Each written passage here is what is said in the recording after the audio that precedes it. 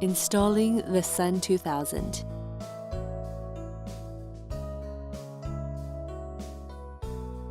Remove the security Torx wrench and save it for later use.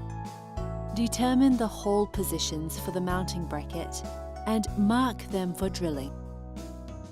Drill holes using a hammer drill.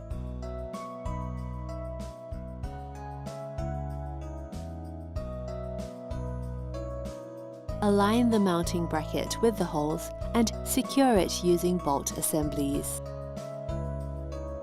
Mount the SUN2000 onto the bracket.